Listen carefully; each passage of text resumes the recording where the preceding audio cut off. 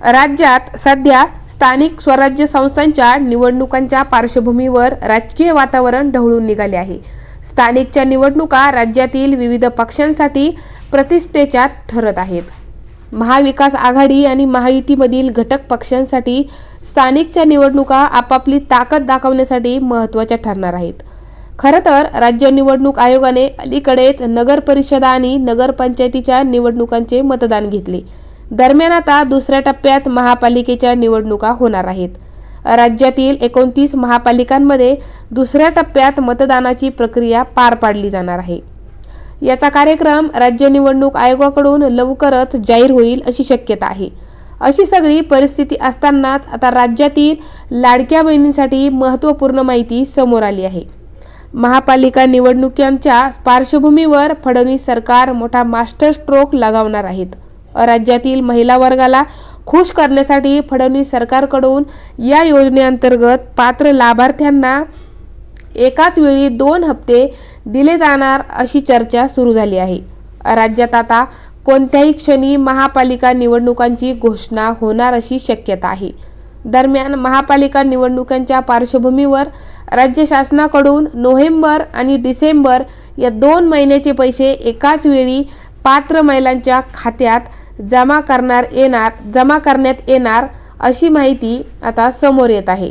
लाडकी बहीण योजनेअंतर्गत पात्र ठरणाऱ्या महिलांना 1500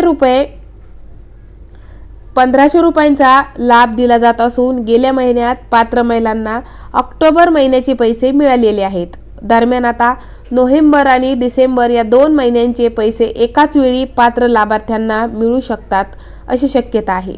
खरं तर नोव्हेंबरचा हप्ता डिसेंबरच्या पहिल्या आठवड्यात लाडक्या बहिणींच्या खात्यात वर्ग होणार अशी शक्यता होती। मात्र अद्याप नोव्हेंबरच्या हप्त्याबाबत कोणतीच हालचाल पाहायला मिळत नसल्याने आता येत्या काही दिवसांनी नोव्हेंबर आणि डिसेंबर या दोन्ही महिन्यांचे पैसे महिलांना एकत्रितरित्या दिले जाऊ शकतात अशी शक्यता आहे। महिला व बालविकास विभागाकडून तशी तयारी सुरू असल्याची देखील काही मीडिया रिपोर्टमधून माहिती समोर आली आहे। राज्यात 15 डिसेंबर नंतर महापालिका निवडणुकाचा कार्यक्रम जाहीर होण्याची शक्यता आहे। दरम्यान महापालिका निवडणुका जाहीर होण्याआधीच लाडक्या बहिणींना 2 हप्ते दिले जातील अशी चर्चा आहे। म्हणजेच 15 डिसेंबरच्या आधी राज्यातील लाडक्या बहिणींना 3000 रुपयांचा लाभ मिळणार आहे। पण अद्याप या संदर्भात सरकारने अधिकृत माहिती दिलेली नाही। यामुळे खरंच नोव्हेंबर आणि डिसेंबर या 2 महिन्यांचे पैसे एकत्र मिळणार का हे पाहण्यासारखे राहणार आहे। दुसरीकडे लाडक्या बहिणींना 31 डिसेंबरपर्यंत KYC साठी मुदत देण्यात आली आहे।